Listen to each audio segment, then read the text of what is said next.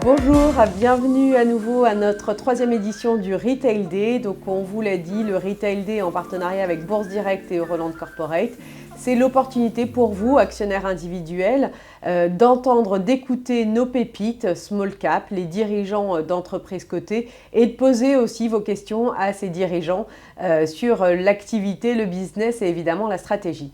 Donc pour cet nouvel entretien, j'ai le plaisir de recevoir Lilian Gaichi, fondateur, directeur général de la société Streamwide. Streamwide coté en bourse depuis quelques années maintenant, 2007, donc ça fait quelques années effectivement.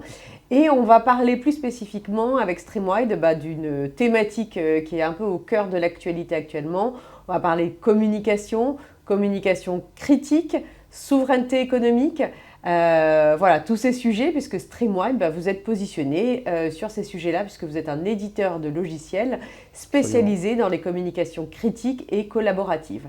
Et donc peut-être, toute première question, Lilian, est-ce que vous pouvez nous présenter un peu plus en détail Streamwide en quelques mots? Alors en quelques mots, donc Streamwide, comme vous l'avez dit, éditeur logiciel. Donc notre métier, c'est de faire des logiciels concrètement sur des smartphones et sur des serveurs, qui vont gérer ce qu'on appelle les communications critiques. Donc les communications critiques, c'est tout ce qui est dans un gouvernement ou dans une entreprise nécessaire, absolument nécessaire à l'exécution d'une mission.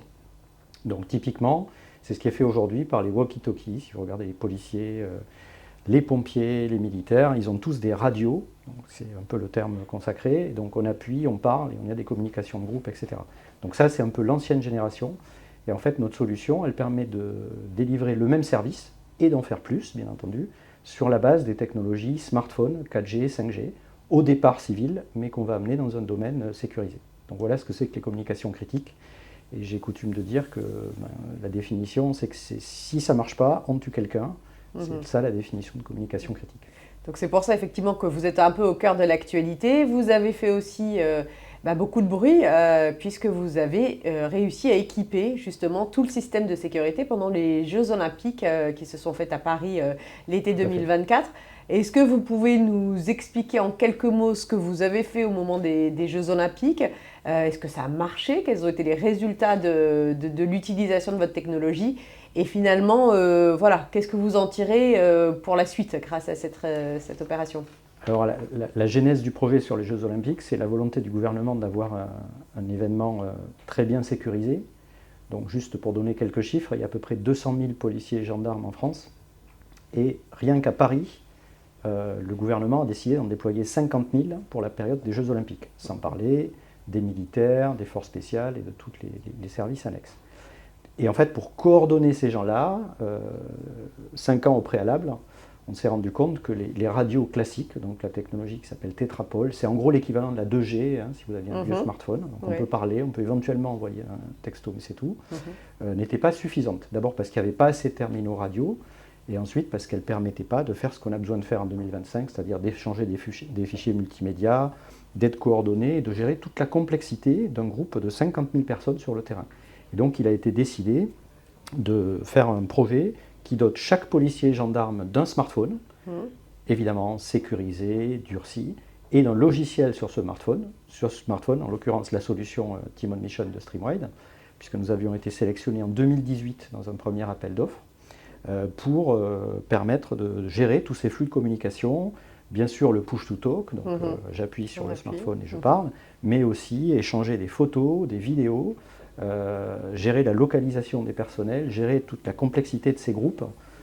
Souvent, j'ai coutume de dire que les policiers à Paris, ils viennent de partout sauf de Paris, dans la grande masse. Vous voyez, dès qu'il y a un événement de masse, des gendarmes mobiles ou des CRS qui viennent un peu partout, des hélicoptères qui viennent d'ailleurs, des unités cynophiles qui viennent de notre endroit.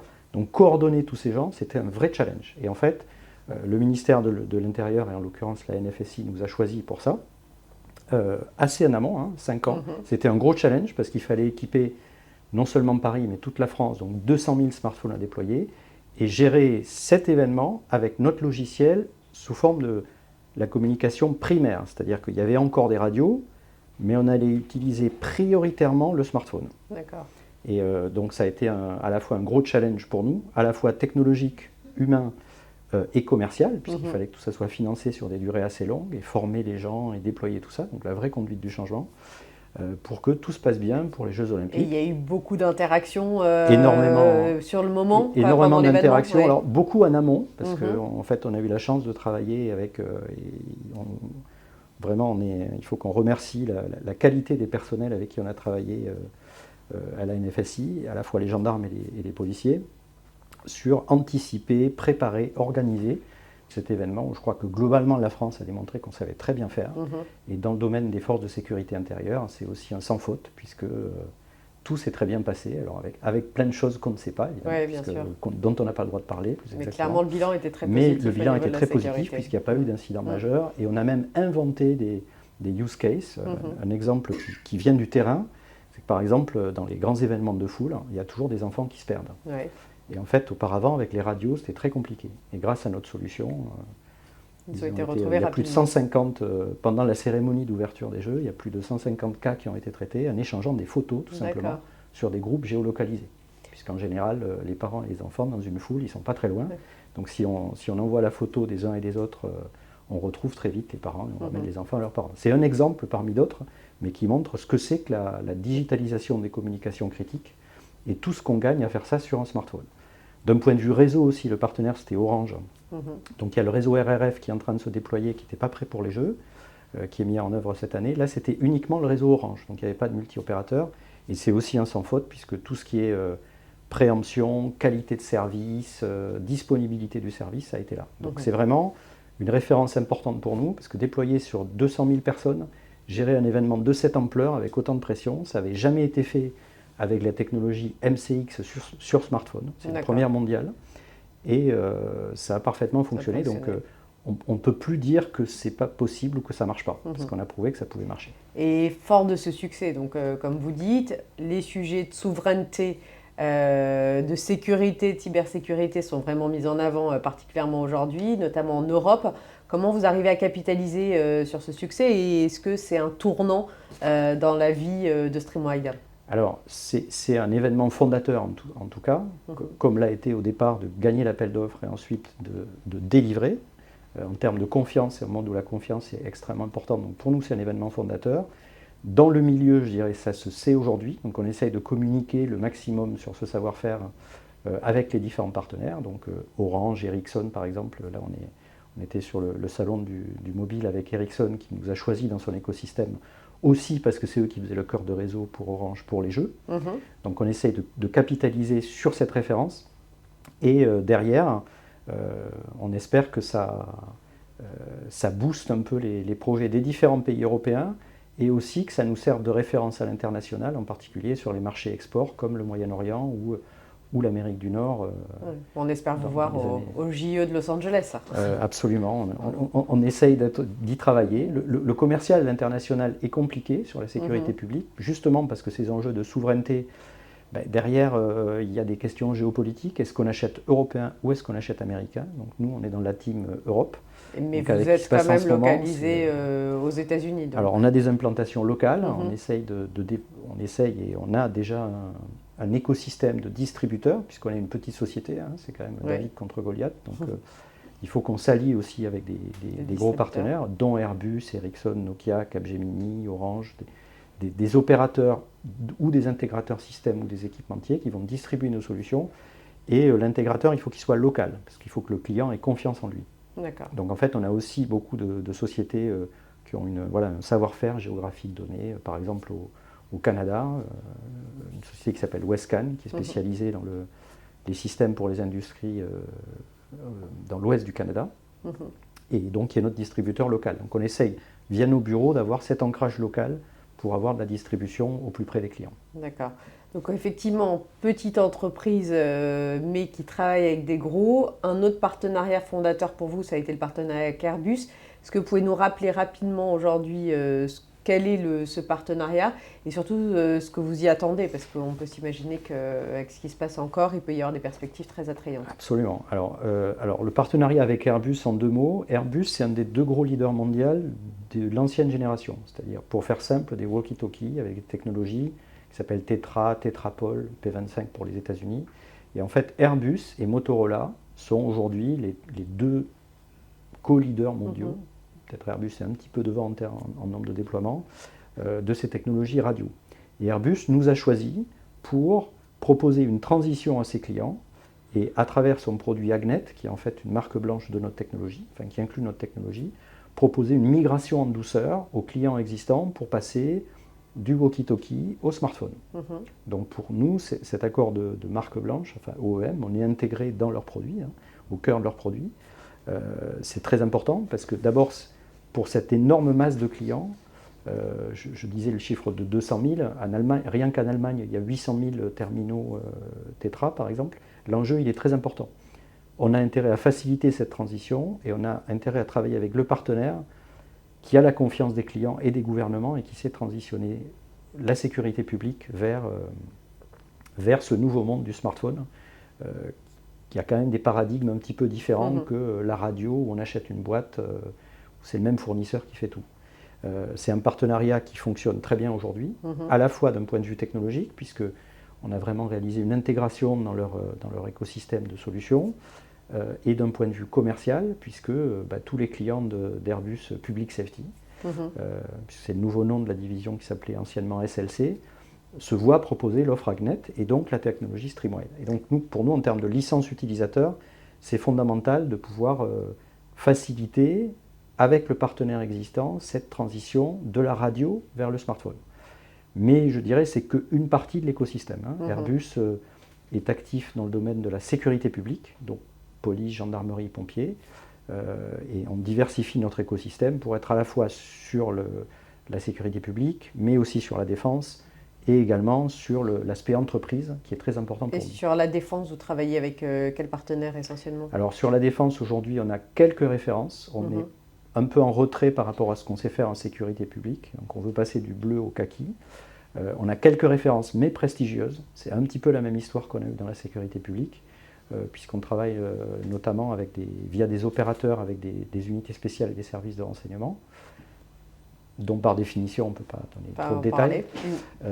Et on vise à se massifier avec des partenaires comme Thales, par exemple. On a des systèmes déployés avec Thales, mais aussi des acteurs comme Capgemini, qui viennent plutôt du monde de l'informatique, qui sont présents exactement sur la défense, et des opérateurs, notamment Orange Business, qui est un très bon partenaire pour nous, qui est aussi présent sur le marché de la défense. Et donc, vous sentez que ça bouge vraiment très fort depuis toutes ces annonces ces dernières semaines, ou alors il faut pas rêver, ça prend quand même un peu de temps, où les acteurs commencent un peu à s'exciter? Nous, on est plutôt, et moi en particulier, prudent dans les choses, mais on est quand même dans une époque de changement de paradigme fort.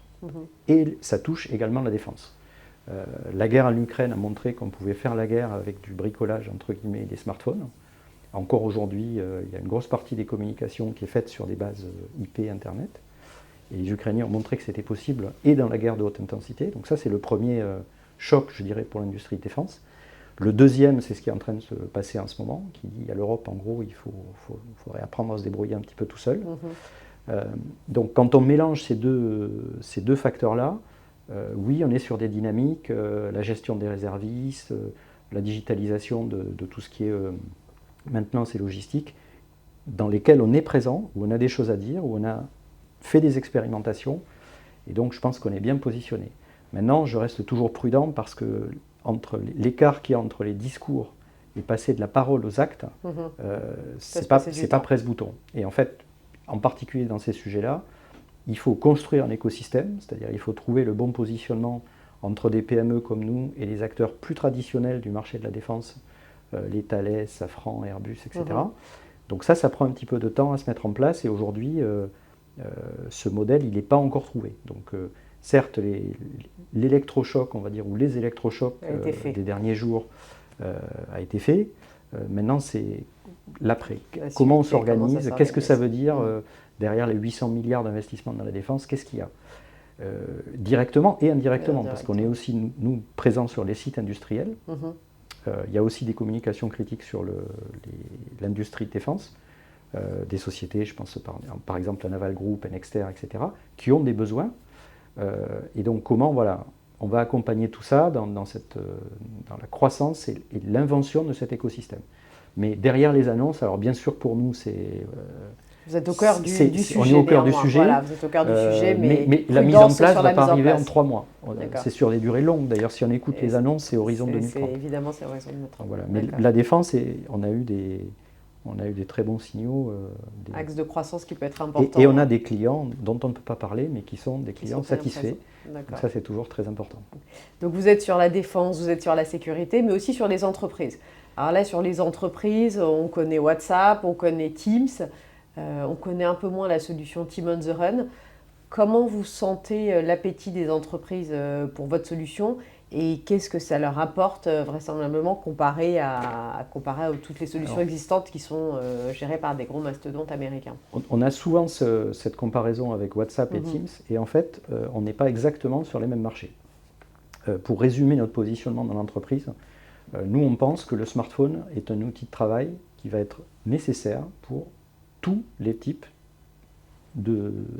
d'agents. C'est-à-dire que ce soit des gens derrière un bureau, ça on a tous l'image, on est tous plus ou moins des cadres derrière un bureau avec un PC et un smartphone. Mais il faut penser à l'immense majorité des gens qui travaillent sur le terrain. Et pour eux, le smartphone, ça va devenir de toute façon un outil de travail indispensable. Parce que les process sont digitaux, donc il faut les amener jusqu'à l'humain. Il n'y a pas que des robots dans les usines. Et en plus, les humains qui restent, ils sont d'autant plus précieux qu'ils font des choses compliquées. C'est leur raison d'être.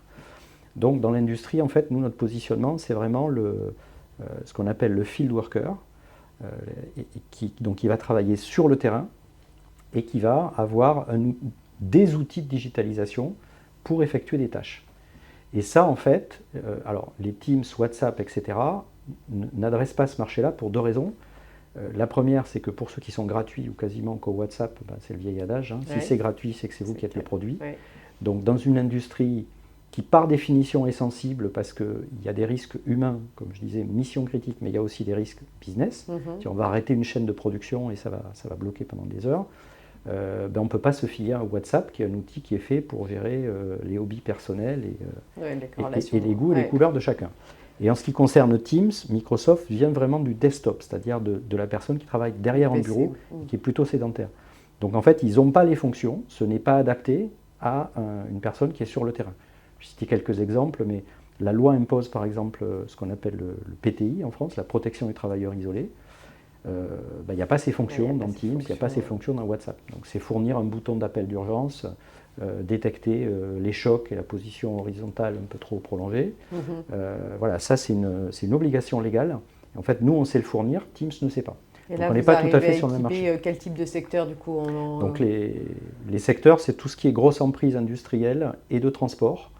Donc dans les industries, on retrouve pétrochimie, énergie au sens large, donc à la fois pétrole. On équipe par exemple toutes les centrales nucléaires en France, dans le cadre d'un projet qu'on a déployé avec Thales. Et dans le transport, une référence clé par exemple, c'est Hub One, donc les aéroports de Paris, qui sont en train de passer des radios smartphones avec notre technologie. Mais on pourrait citer les ports, les lignes de bus, donc tout ce qui est transport et industrie lourde, c'est un peu les deux créneaux qu'on vise avec nos solutions. Et c'est une transformation qui est en marche, plus perméable au SaaS aussi que les gouvernements. Donc nous, le modèle SaaS nous intéresse beaucoup. Autant les gouvernements, ça coince un peu sur le fait d'être dans le cloud, en tout cas en Europe et en Asie. Les entreprises sont plus enclins à faire Les entreprises sont beaucoup plus portées vers le SaaS. Pour certaines d'entre elles, là aussi, on a un modèle mixte parce qu'il y a des entreprises... À la demande. La pétrochimie ou les centrales nucléaires, ils veulent tout contrôler sur place et on comprend pourquoi. Mais voilà, il y a une partie quand même du marché entreprise qui est un peu plus ouverte au SaaS. Donc c'est aussi bien pour le développement du SaaS et on est rentré dans des groupes cette année, on a de très belles références, notamment dans le cadre du partenariat avec Orange. Et là, j'étais au Mobile World Congress où Ericsson nous démontrait dans le cadre de leur offre 5G pour les entreprises. D'accord. Donc le sujet qu'ils exposaient vraiment, c'est tout ce qu'il faut pour utiliser les réseaux 5G pour l'industrie. Bon, donc on voit effectivement que vous êtes avec des grands partenaires, des références qui parlent à tout le monde. Le cours, si on revient quand même aux préoccupations de nos actionnaires individuels, c'est que le cours a plutôt bien progressé, fort de tous ces beaux résultats et de ces références. Qu'est-ce que votre actionnaire individuel ou vos actionnaires peuvent s'attendre dans les prochains mois? Quelles sont un peu les perspectives que vous pouvez leur offrir? Alors, conséquence de tout ce que je viens de dire, la dynamique commerciale est positive. Comme toujours, la question c'est à quelle vitesse elle va être positive et à quelle vitesse on va passer, je parlais des gouvernements, mais c'est vrai aussi pour les entreprises, des paroles aux actes. Oui. Bon. Donc on est vraiment suspendu à ça, je pense qu'on est vraiment bien positionné. On a 2 challenges cette année. Le premier, c'est sur les grosses zones hors Europe, ce qui est en train de se passer. Donc Amérique du Nord, alors je sais que Amérique du Nord en ce moment, quand on pense États-Unis, je dis volontairement Amérique du Nord parce qu'on commence à être assez présent aussi au Canada, notamment dans l'industrie. Mais voilà, c'est une zone sur laquelle on a des gros paris commerciaux, à la fois en termes d'investissement commercial, de dynamique, etc., qu'on espère voir se concrétiser. Au Moyen-Orient également, il y a eu des gros appels d'offres, je peux citer l'Arabie Saoudite, mais c'est valable pour plusieurs pays du Moyen-Orient. Donc la question c'est à quelle vitesse on... à l'international finalement aussi. Alors c'est des temps longs, on les positionne depuis plusieurs années, mais je pense que pour un actionnaire, la dynamique, c'est avant tout la dynamique commerciale et la croissance organique qui est importante. Et c'est sur ces 2 zones qu'on compte pour la porter en 2025. Donc ça c'est la première chose. Derrière ça, il y a aussi le développement du chiffre d'affaires SaaS, alors, qui est en partie lié à ce que je viens de dire sur l'appétence au SaaS des différentes zones. Donc ça, c'est pour ce qu'un actionnaire de Streamwide peut attendre. Étant aussi actionnaire de Streamwide, ce que j'attends moi-même. Vous êtes le principal intéressé. Voilà, je suis le principal intéressé. C'est les 2 choses importantes en termes de dynamique qu'on attend en 2025. Et une chose que je voudrais rajouter, c'est que en termes de cours de bourse, on est sur des marchés en Europe où la valeur de la technologie n'est pas visible, elle n'est pas valorisée en fait. Si on décortique un petit peu, vos analystes font ça très bien, la valeur de la société, c'est quoi la valeur de la technologie? On est une société de technologie, tout ce qu'on fait, tout ce que je viens de raconter, ça n'est possible que parce qu'on détient toutes les lignes de code qui ne sont pas open source, on a des brevets, donc voilà. Donc il y a une valeur intrinsèque qui n'est pas visible. Exactement, la valeur intrinsèque aujourd'hui elle n'est pas vue par le marché. Et donc quand est-ce qu'elle devient visible? Elle devient visible quand on la démontre. Donc, les jeux, par exemple, ça démontre la valeur de ce qu'on raconte depuis des années en disant mais notre technologie, elle est vraiment bien. Et elle sera visible certainement si un industriel s'intéresse à vous. Et si on arrive à être sur ces marchés-là, là aussi on matérialise la valeur de cette technologie. Arrivera-t-il un moment où le marché valorisera la valeur de la technologie, c'est-à-dire il dira quoi qu'il arrive, en fait, c'est une technologie qui est tellement bien et tellement clé pour un certain nombre d'acteurs qu'on ne va pas avoir la discussion éternelle de où est-ce que c'est dans le bilan. Aujourd'hui, ça n'y est pas. Ça n'y est pas. Voilà. Donc c'est le potentiel aussi. Voilà. Donc le potentiel, ce qui est important pour un actionnaire, c'est de savoir que avoir une action Streamwide, c'est aussi détenir une partie de cette propriété intellectuelle et cette technologie qui marche et qui est reconnue dans le monde. Alors, le reste, on peut toujours paraître très arrogant quand on a une société de 200 personnes et on dit non, mais nous on travaille avec des très très gros, on va aller aux États-Unis, on va leur montrer comment les choses fonctionnent. Mais ça peut paraître très arrogant, mais en fait nous on est avant tout une boîte d'ingénieurs, donc en fait il faut que la technologie marche et qu'elle prouve qu'elle est la meilleure. Et ça on y croit profondément et on est en train de le démontrer. Et c'est pas, ça ne se reflète pas, en tout cas en Europe, magiquement dans le cours de bourse. C'est clair. Alors, on a eu quelques questions d'actionnaires qui ont voulu vous interroger sur 2 sujets en particulier. Ils nous disent modèle rentable, trésorerie. Est-ce que vous envisagez un dividende bientôt? Alors, la réponse est non, en fait, et je vais expliquer pourquoi. On n'envisage pas à ce stade de distribuer un dividende, parce qu'en fait, le métier d'éditeur logiciel, qui est notre métier, ça consiste à investir dans la technologie. Qu'est-ce que ça veut dire investir dans la technologie? Ça veut dire avoir, quoi qu'il arrive, même s'il y a des catastrophes sur le marché, de l'argent pour payer les salaires des talents. Et donc en fait, on continue à investir, c'est-à-dire à augmenter nos dépenses de R&D en ce moment. Pourquoi? Parce que y a de nouvelles technologies qui arrivent, et c'est bien d'être le meilleur, mais il faut le rester. Donc là, pour les spécialistes, on a fait des démos par exemple de mode direct, c'est-à-dire qu'un smartphone puisse parler à un smartphone sans le réseau. Ça, c'est de l'investissement. C'est de l'investissement, donc on a l'IA qui arrive dans nos métiers, alors même si c'est petit pas, parce que quand on dit critique et IA, la fiabilité des réponses et du décisionnel n'est pas encore démontrée. C'est un peu touchy qu'une IA décide toute seule un certain nombre de choses quand c'est critique pour la sécurité. Mais voilà, des technologies, par exemple, de transcription, elles sont en train d'arriver. Donc, ça veut dire qu'il faut investir pour rester à la page dans ces technologies. Sans parler l'évolution des normes qui fait qu'on a Android 15, 16, 17, etc. Chaque fois, il faut qu'on soit les meilleurs donc, pas de et s'adapter. dividende pour le moment, priorité donc, au développement, pas de dividende, à réinvestissement. Voilà. D'accord. Et dernière question, est-ce que vous avez des cibles de croissance externe? Est-ce que ça fait partie de la stratégie de Streamwide de faire des acquisitions, sachant que vous n'avez pas un track record forcément important sur le sujet? Tout à fait. Oui, puisqu'on n'a jamais fait de croissance externe. C'est ça. Donc, alors, ça ne veut pas dire qu'on n'a pas regardé les dossiers. Mm-hmm. On est des gens pragmatiques chez Streamwide. Donc, en fait, on n'a pas une idée préconçue de on va faire de la croissance externe, on a du cash, on va le dépenser, on va faire nos courses. En fait, nous, c'est vraiment opportuniste. Donc, on a vu des dossiers de petits concurrents ou de gens de taille moyenne ou de gens dans des domaines un peu connexes qu'on a regardé et aujourd'hui, ça n'a jamais abouti, ça ne s'est jamais concrétisé parce qu'en fait, nous, on recherche aujourd'hui de la valeur qui est surtout sur l'acquisition client. Oui. Et les gens qui cherchent à se vendre, ils ont l'impression que c'est leur technologie qu'il faut racheter. Donc, et avec la traînée, je dirais, dans le temps d'une technologie tierce. Donc on ne veut pas se retrouver non plus plombé par des plateformes qui ne marchent pas bien, oui. Avec des clients mécontents. Donc en fait, on évalue les dossiers vraiment sur ce côté pragmatique. Oui. Voilà, si on rachetait... Bénéfice, risque de ça ferait combien de chiffres d'affaires en plus, oui. Mais ça ferait aussi combien de problèmes en plus et d'équipes en plus à gérer dans le temps. Parce qu'on peut aussi racheter du talent. Bien Demain, je n'exclus pas qu'il y ait une boîte super qui vienne nous voir, on trouve qu'ils ont des ingénieurs formidables et on va les racheter pour leur talent. Ce n'est pas le cas aujourd'hui. Voilà. On n'a pas vu les dossiers. Ça ne veut pas dire que c'est impossible ou que ça ne va pas arriver. On n'en fera pas jamais. Mais c'est vrai qu'on n'en avait jamais réalisé jusqu'à présent. On est à l'écoute. Voilà. Écoutez, merci beaucoup Lilian d'être venu parler aux actionnaires ce matin, aux actionnaires individuels pour cette 3e édition du Retail Day. C'est vrai que vous êtes un peu au cœur de l'actualité.